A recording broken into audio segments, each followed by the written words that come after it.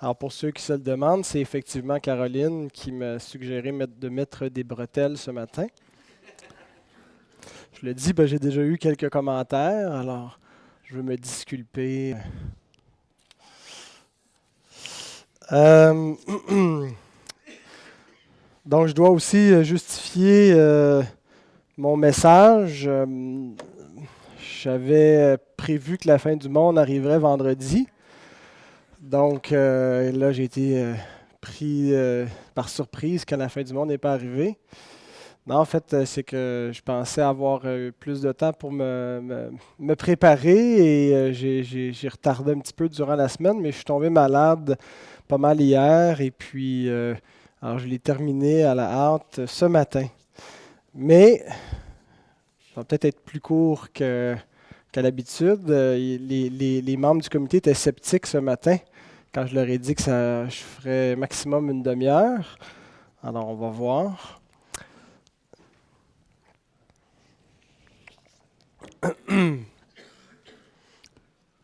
Le roi est né. Alors, c'est mon titre. Et avant de lire notre texte, je vous invite à prier avec moi ce grand roi. Seigneur, nous sommes vraiment privilégiés d'être ici dans ta maison, d'être rassemblés en famille pour se rappeler ta naissance dans le monde. C'est une chose extraordinaire qui est arrivée, que tu te sois incarné, que tu te sois abaissé pour venir parmi nous, pour manifester ta grâce, ta miséricorde à nous tous. Et comme Roger le disait en introduction, nous nous rappelons de cet anniversaire. Ce n'est pas un anniversaire que nous oublions parce que tu demeures vivant pour toujours. Tu es le roi éternel. Et nous te prions ce matin que tu nous accordes cette joie indicible, Seigneur. Cette joie complète et totale qu'apporte ta venue dans ce monde. Merci pour la joie que nous avons d'être ensemble, en famille. Merci pour mes frères et mes sœurs, Seigneur. Et je te prie que tu puisses te manifester à chacun de nous ce matin. Amen. Alors, vous pouvez ouvrir vos Bibles ou lire simplement ce qui va être affiché à l'avant.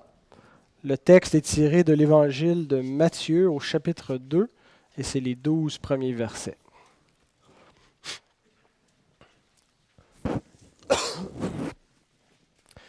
Jésus étant né à Bethléem en Judée, au temps du roi Hérode, voici des mages d'Orient arrivèrent à Jérusalem et dirent : Où est le roi des Juifs qui vient de naître ? Car nous avons vu son étoile en Orient et nous sommes venus pour l'adorer. Le roi Hérode, ayant appris cela, fut troublé, et tout Jérusalem avec lui. Il assembla tous les principaux sacrificateurs et les scribes du peuple, et il s'informa auprès d'eux où devait naître le Christ. Ils lui dirent : à Bethléem, en Judée, car voici ce qui a été écrit par le prophète. Et toi, Bethléem, terre de Juda, tu n'es certes pas la moindre entre les principales villes de Juda, car de toi sortira un chef qui paîtra Israël, mon peuple. Alors Hérode fit appeler en secret les mages, qui s'enquit soigneusement auprès d'eux depuis combien de temps l'étoile brillait. Puis il envoya à Bethléem en disant : Allez et prenez des informations exactes sur le petit enfant. Quand vous l'aurez trouvé, faites-le-moi savoir, afin que j'aille aussi moi-même l'adorer. Après avoir entendu le roi, ils partirent. Et voici l'étoile qu'ils avaient vue en Orient marchait devant eux jusqu'à ce qu'étant arrivée au-dessus du lieu où était le petit enfant, elle s'arrêta. Quand ils aperçurent l'étoile, ils furent saisis d'une très grande joie. Ils entrèrent dans la maison, virent le petit enfant avec Marie, sa mère, se prosternèrent et l'adorèrent. Ils ouvrirent ensuite leur trésor et lui offrirent en présent de l'or, de l'encens et de la myrrhe. Puis, divinement avertis en songe de ne pas retourner vers Hérode, ils regagnèrent leur pays par un autre chemin.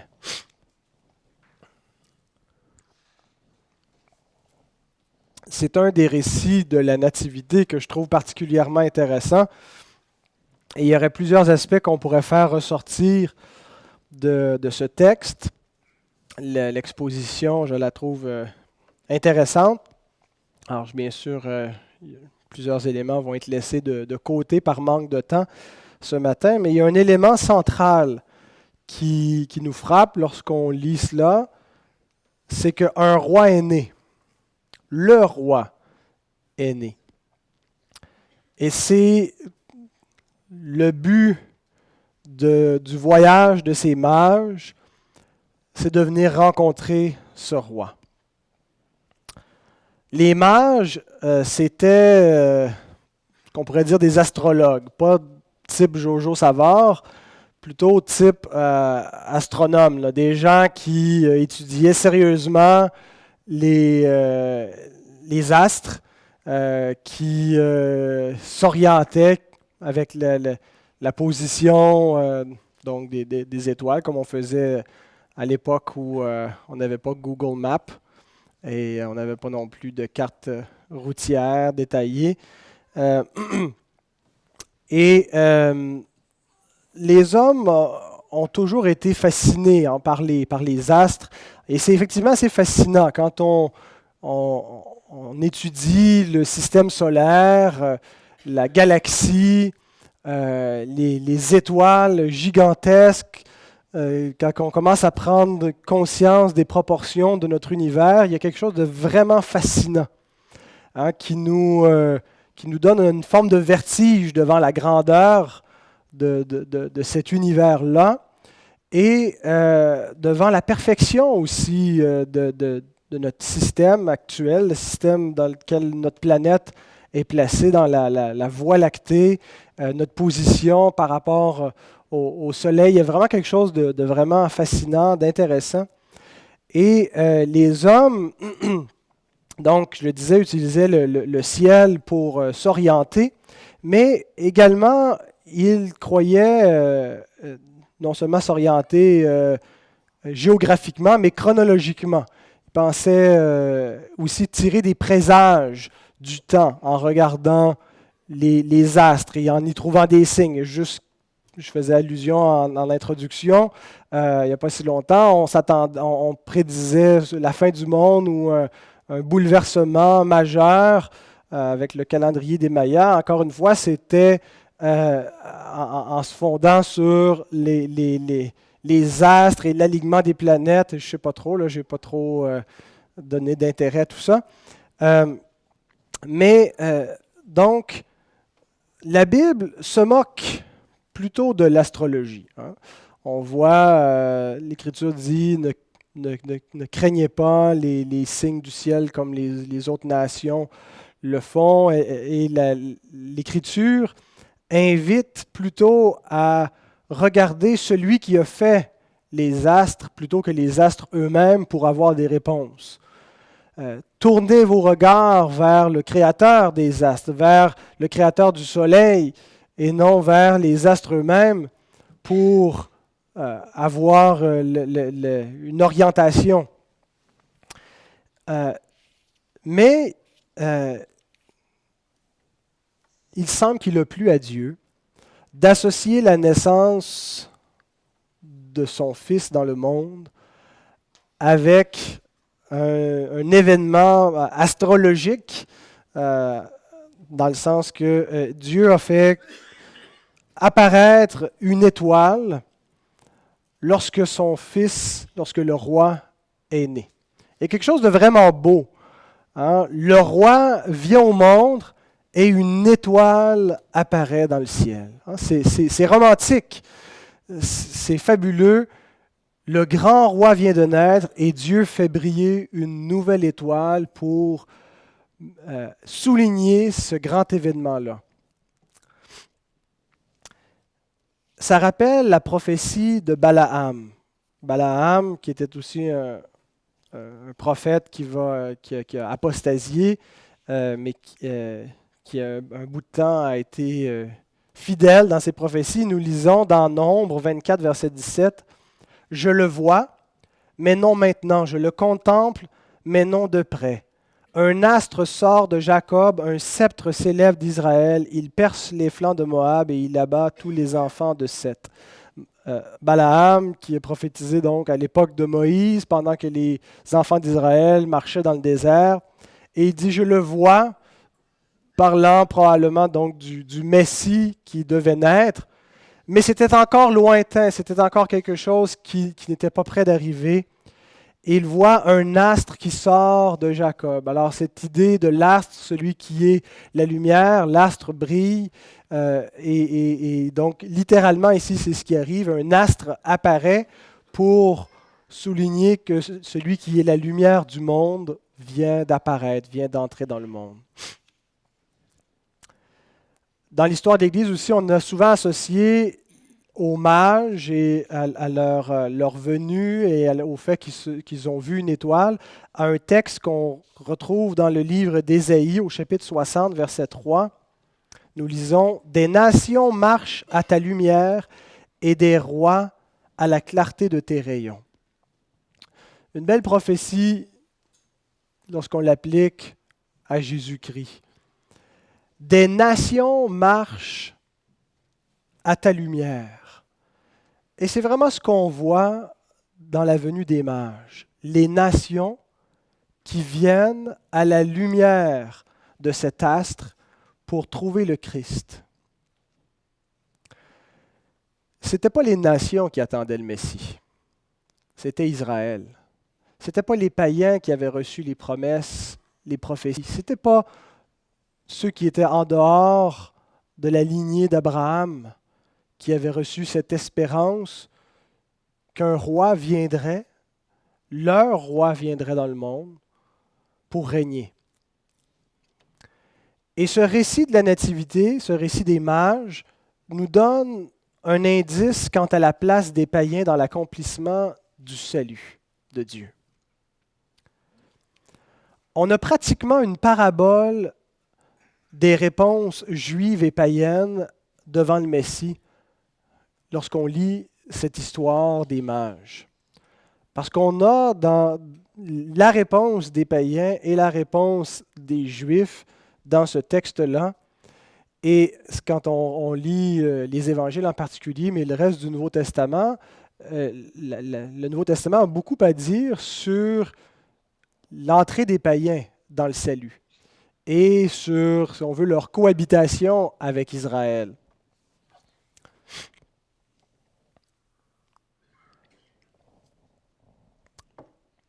Les mages, qui sont des incirconcis venus d'Orient, donc des non-juifs, qui sont en dehors de la tradition biblique, pour ce qu'on en sait. Peut-être qu'ils avaient des bribes ici et là d'une prophétie, peut-être quelque chose qui restait de l'époque de Balaam ou de Daniel, qui, lorsqu'il a été le chef des sages à Babylone, a pu transmettre des informations concernant la venue prochaine du Messie, mais il n'avait pas les Saintes Écritures comme les scribes, les docteurs de la loi les avaient en Israël. Et ils arrivent à Jérusalem pour voir le Messie. Et c'est normal qu'ils soient allés dans la capitale, hein, quand ils ont vu l'astre apparaître et qu'ils ont interprété que le roi des Juifs venait de naître, ils sont allés là où tout le monde serait allé, dans la capitale. Ils s'attendaient, en arrivant là, à le trouver dans le palais royal. Ils s'attendaient probablement à ce qu'il soit le fils du roi actuel.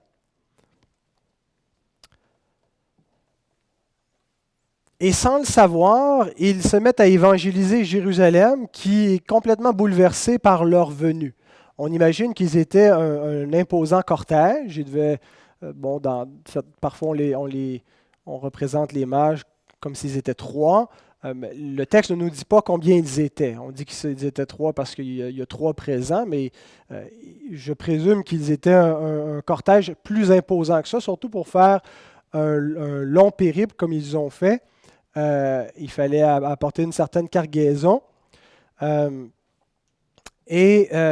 Donc, le fait que Jérusalem va être frappée par leur venue, il fallait qu'ils soient minimalement imposants, hein, que leur venue a été remarquée, que ça a été frappant lorsqu'ils sont arrivés. Alors, ils étaient un cortège et imaginons la scène. Ils s'attendent à arriver à Jérusalem et trouver la ville en liesse, à trouver la fête, à trouver les gens en train de se réjouir et de festoyer parce que le roi est né. Hein, c'était une attente qui était millénaire. Et quand ils arrivent, rien du tout. Il n'y a personne qui est en train de célébrer la naissance du roi parce qu'en fait, il n'y a personne qui sait que le roi est né. Et au verset 2, on lit « Ils dirent, où est le roi des Juifs ?» Le verbe « ils dirent », sa conjugaison au participe présent, nous indique qu'ils ne l'ont pas dit qu'une fois, qu'ils ont répété, qu'ils ont questionné, qu'ils ont répandu cette nouvelle, de sorte qu'ils ont évangélisé. Hein, en répandant, il y a eu vraiment un effet de rumeur qui s'est mis à circuler par leur arrivée, parce qu'ils ont dit et redit, où est le roi? Et ceux qui avaient les Écritures, les docteurs de la loi, eux n'étaient pas prêts. Ils n'attendaient pas. Ils ne cherchaient pas. Ils ne soupçonnaient pas que la prophétie allait s'accomplir. Bon, ils avaient vu juste, ils avaient bien compris que le Messie devait naître à Bethléem. Mais on voit vraiment le contraste entre le peuple juif, leur réponse à la venue du Christ, et les païens. L'apôtre Jean nous dit que la lumière est venue chez les siens, que Christ a commencé par venir chez les siens, chez les brebis perdues d'Israël. Et il y a bon nombre parmi la maison d'Israël qui a reçu Jésus comme étant le Christ, comme étant le Messie. Mais qu'il y a une grosse partie également qui est tombée dans l'endurcissement, en particulier chez les chefs de la nation qui n'ont pas vu en Jésus le roi attendu, qui n'ont pas reconnu en lui le Messie et qui l'ont rejeté. Jean dit, la lumière est venue chez les siens et les siens ne l'ont pas reçue. Mais à tous ceux qui l'ont reçue, elle a donné le pouvoir de devenir enfants de Dieu. Paul nous dit que les païens qui ne cherchaient pas Dieu, qui ne cherchaient pas la justice, ont obtenu la justice. Alors que Israël, qui la cherchait par le moyen des œuvres, ne l'a pas obtenue. Alors on a vraiment ce contraste-là entre Israël et les païens. Et l'évangile de Matthieu s'ouvre avec ce qui va devenir un des thèmes centraux du Nouveau Testament, l'entrée des païens dans le salut. Le récit des mages nous montre, l'évangile de Matthieu commence avec ce récit et nous montre qu'il y a une place pour les païens dans le plan de Dieu. Et l'évangile de Matthieu termine avec ce même thème. Une des dernières affirmations dans l'évangile de Matthieu, c'est Christ qui dit « Allez et faites de toutes les nations des disciples ». Matthieu nous montre que Dieu a ouvert la porte aux païens. Et lorsque nous lisons ce récit, il nous est rappelé que Dieu s'est intéressé à nous. On ne se sent pas tellement païen, hein, parce que, disons que la culture païenne a été épurée au travers de millénaires de christianisme, mais nous étions parmi les non-juifs. Et ce que nous devons nous rappeler en lisant ce récit des mages, c'est que Dieu s'est intéressé à nous, que Dieu nous a délivrés de notre idolâtrie. Parce que lorsque nous ne connaissons pas Dieu, par définition, nous servons des dieux qui de leur nature ne le sont pas. Nous étions des idolâtres avant de connaître Dieu. Comme les mages étaient des idolâtres avant de connaître le Christ. Mais Dieu s'est intéressé aux païens qui étaient en dehors, qui étaient des idolâtres. Il s'est intéressé à nous. Et il a fait briller sa lumière pour nous conduire à son Fils. Exactement comme il l'a fait pour ces hommes. Eux, c'était littéralement, Dieu l'a fait d'une façon différente dans notre vie, mais il nous a ouvert les yeux pour nous conduire jusqu'à son Fils, afin que nous puissions adorer le roi véritable, servir le roi véritable. Et je suis toujours frappé par la détermination et le zèle des mages en ce qui a trait au but de leur voyage. Ils sont venus pour l'adorer. Ils sont venus de où pour l'adorer? Le texte nous dit qu'ils sont venus d'Orient. Alors, est-ce qu'ils étaient de Babylone, de la Perse? Ce n'est pas précisé, mais ils ont fait minimalement un voyage d'une durée d'1 mois, peut-être 2, pour s'en venir adorer le roi. Et voyager à l'époque, ce n'était pas chose facile. Il n'y avait pas des endroits pour se loger partout. Il fallait apporter notre nourriture avec nous, s'assurer qu'on en ait suffisamment. On ne pourra pas s'approvisionner partout. Ils ont probablement dû traverser des déserts et c'était périlleux. Il y avait un risque de mort véritable en faisant ce genre de voyage dans l'Antiquité.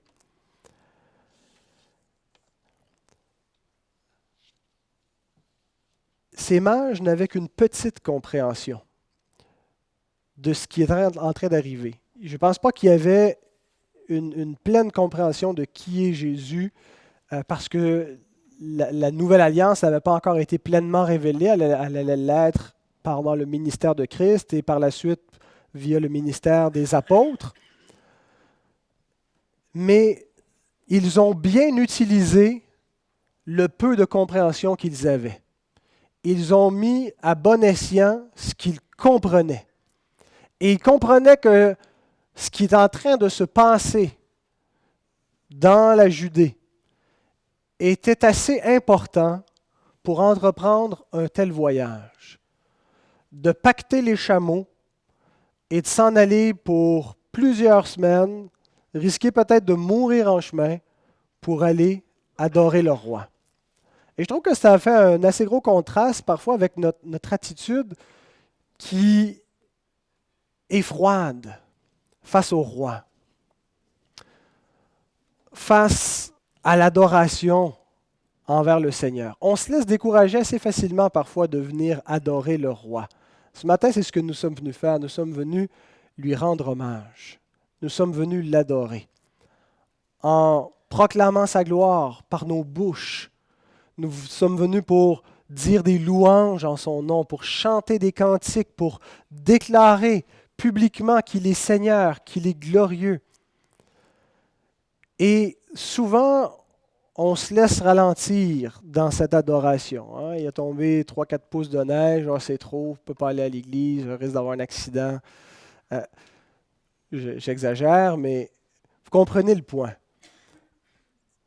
Ces hommes avaient compris que le roi, venait d'entrer dans le monde. Et rien n'avait plus d'importance à leurs yeux que de se trouver auprès de lui. Ils ont cessé de poursuivre les autres choses qu'ils faisaient dans leur quotidien. Je ne sais pas de quoi ils occupaient leur temps. Peut-être avaient-ils femmes et enfants? Est-ce qu'ils les ont amenés? Je n'ai aucune idée. Mais une seule chose comptait, c'était d'aller auprès de ce roi. Et ma prière, frères et sœurs, c'est que Dieu nous donne ce même zèle, ce même désir d'être dans la présence du roi, cet amour pour le Seigneur qu'aucun obstacle ne peut arrêter, ne peut nous empêcher de l'adorer, de le servir. Ce récit a pour but de nous indiquer qui est Jésus. Et Jésus a plusieurs titres. Jésus est un sauveur. Jésus est un berger. Ce sont des titres qu'on aime beaucoup parce qu'ils nous sont particulièrement favorables, ces titres-là. Il est un sauveur, il nous sauve. Il est un berger, il prend soin de nous. Mais Jésus est aussi un roi. Et ça nous est également très favorable qu'il soit notre roi. Les chrétiens ont un roi à servir. Nous sommes citoyens de ce pays, nous sommes des Canadiens, nous sommes des Québécois, mais nous avons une autre citoyenneté. Nous sommes membres d'un autre royaume et nous avons un roi qui n'est pas de ce monde et nous sommes à lui. Il est notre roi. Et parce qu'il est notre roi, nous devons le servir. Et comme le dit Zacharie, l'oncle de Jésus, c'est d'abord parce qu'il nous a servi qu'on peut à notre tour le servir.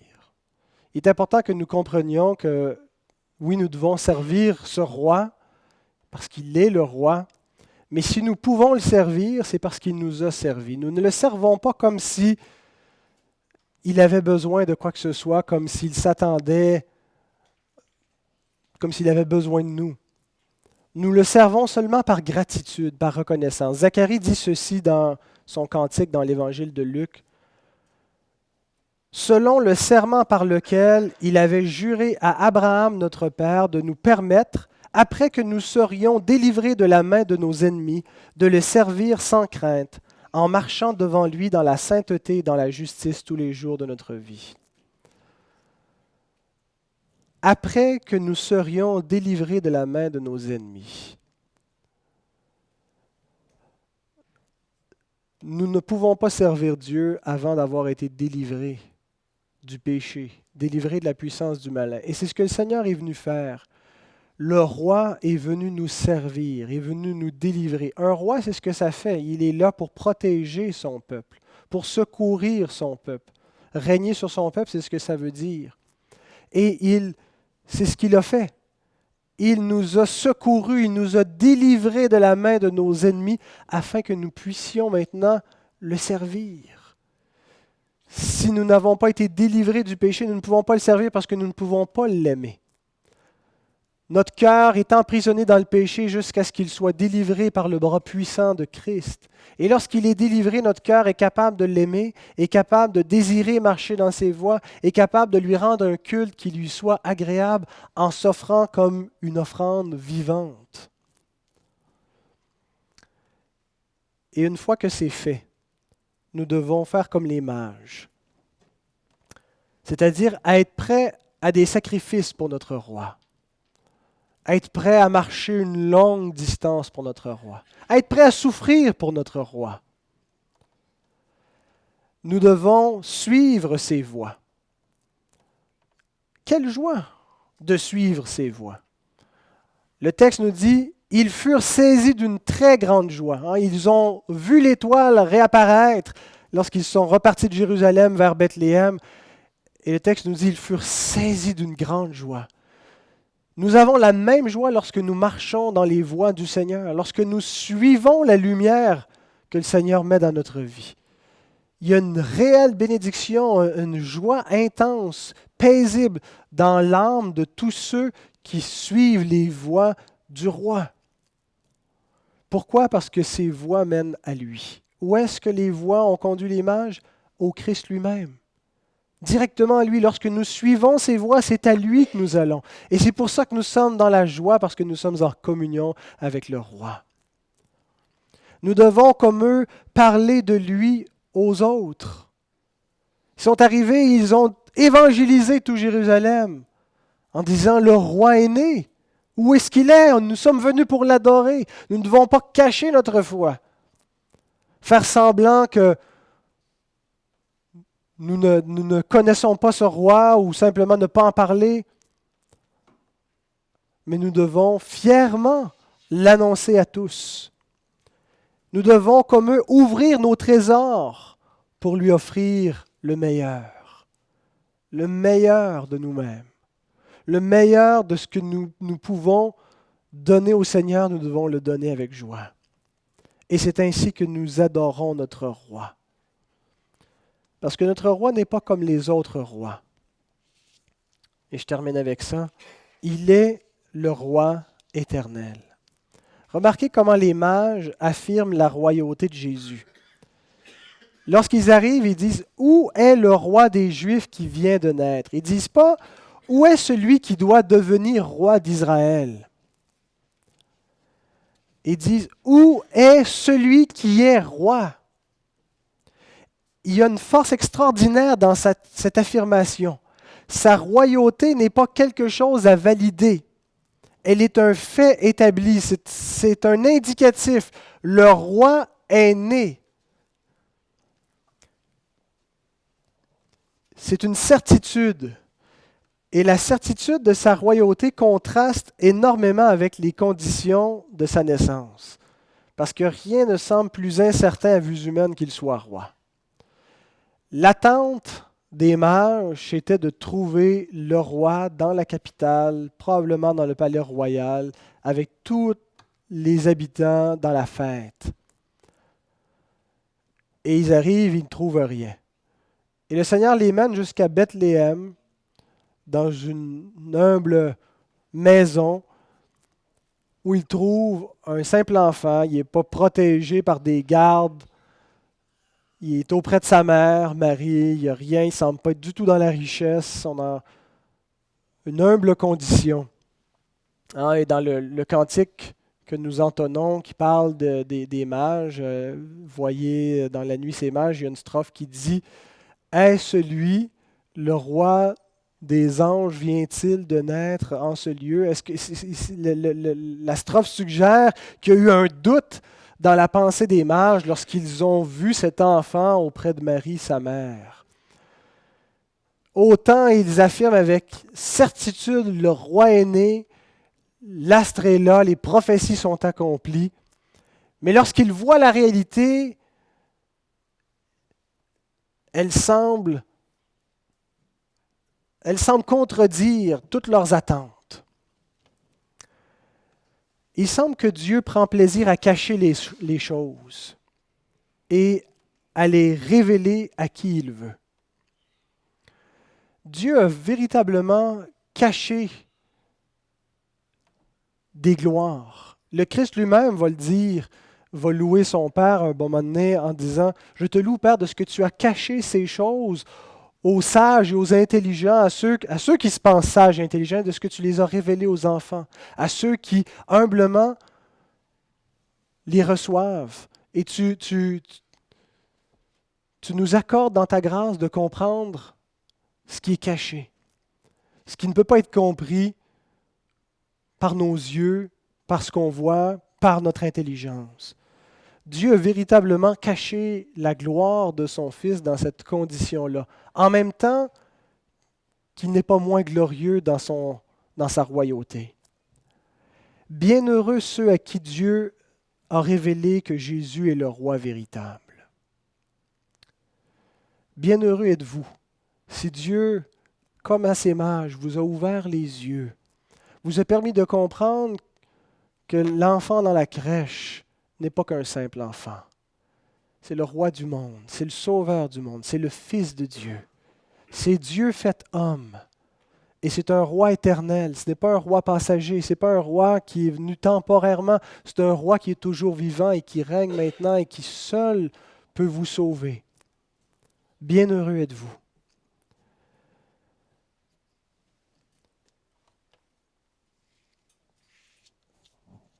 Hérode, qui était le roi à ce moment-là, le roi formel, le roi politique, n'a pas du tout apprécié lorsqu'il a entendu qu'il y avait un autre roi qui était né. Sa place était menacée et il n'acceptait pas qu'un autre puisse régner à sa place et surtout régner sur lui. Hérode est l'exemple par excellence d'un cœur inconverti. Il n'a aucun amour pour le Christ. En fait, il est révolté contre lui et il veut le tuer. Et il va tenter de le faire. Et on sait quel massacre effroyable Hérode va perpétrer dans son désir de tuer le Christ. Il est l'exemple par excellence d'un cœur inconverti. Celui qui ne voit pas qui est véritablement Jésus. Et qui est révolté en même temps contre lui. Le cœur de l'homme laissé à lui-même est un peu comme celui de Hérode, qui fait semblant de vouloir aller l'adorer, qui peut mentir aux autres, se mentir à lui-même, mais qui ne connaît point Dieu. Et de nos jours, plusieurs personnes veulent faire disparaître le roi encore. Pas de la même, c'est pas le même contexte, mais on voit dans notre société vraiment une réaction épidermique face à Christ, face au roi. On veut faire sauter la crèche, on veut vraiment abolir tout ce qui nous rappelle le Seigneur. J'aimerais vous dire, ne craignez pas le discours de ces personnes, ne craignez pas leurs efforts, ils ne peuvent pas réussir, parce que Jésus est le roi. C'est le roi éternel. Hérode ne pouvait pas réussir dans ses efforts, et il n'a pas réussi. Et même si à vue humaine, le christianisme semble être sur un déclin en Occident, peut-être, mais Christ règne. Christ est le roi, il va demeurer le roi éternellement, et les hommes peuvent s'y opposer, peuvent blasphémer son nom, peuvent persécuter les croyants dans le monde. Il n'y a rien qu'ils peuvent faire pour empêcher le roi de régner. Le roi règne. Il est le roi. Pas celui qui doit devenir roi, celui qui est roi. Il est roi maintenant et pour l'éternité. Alors, pour terminer, je vous souhaite que vraiment ce Noël puisse être marqué par la bénédiction de votre roi. Qu'il puisse vraiment vous apporter la paix, la joie, que dans ce monde rempli d'incertitudes, rempli de frustrations, rempli de souffrances, vos cœurs soient paisibles parce que vos cœurs sont dominés, sont sous la main, sous la bannière de Christ, notre roi, qui contrôle toutes choses, qui est bon pour nous, qui est fidèle, qu'il remplisse votre âme de sa paix et de sa joie. Amen.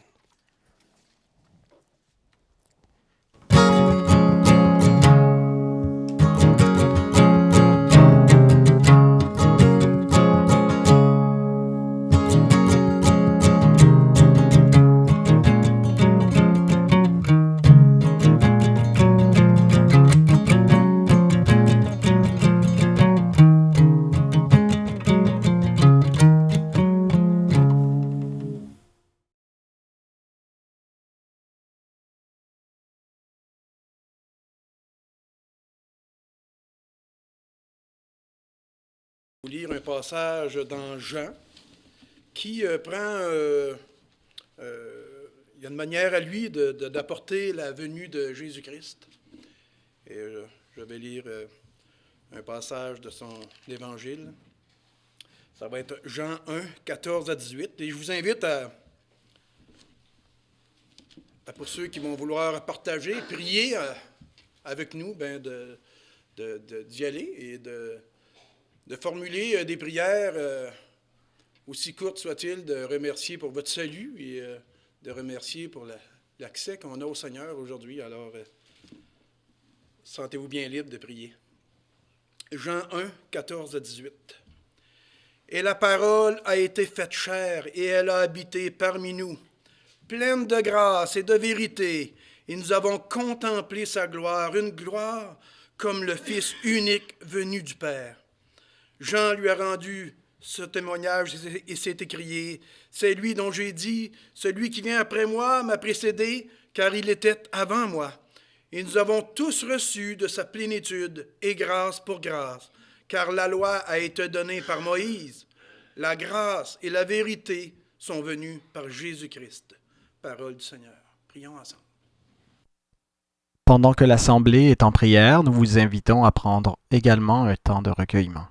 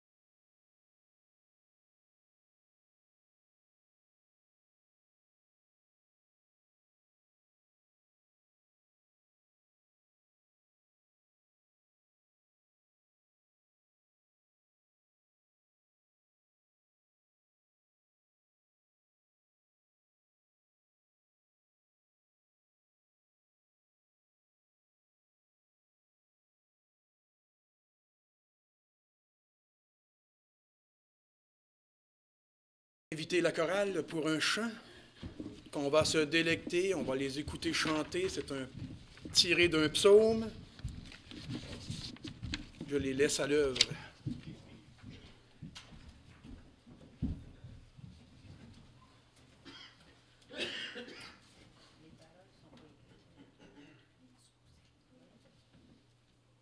Étant donné qu'il y a 6 couplets, peut-être vous allez pouvoir chanter avec nous à un moment donné.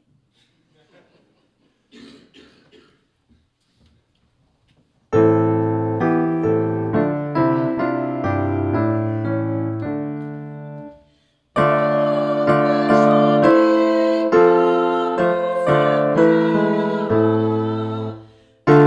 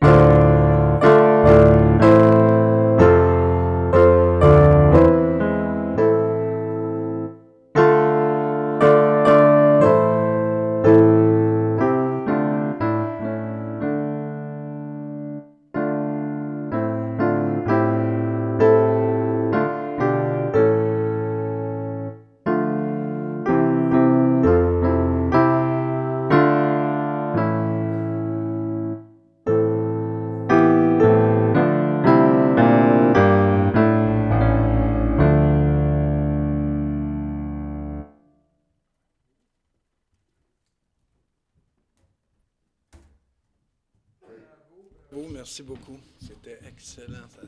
C'était délectable à nos oreilles.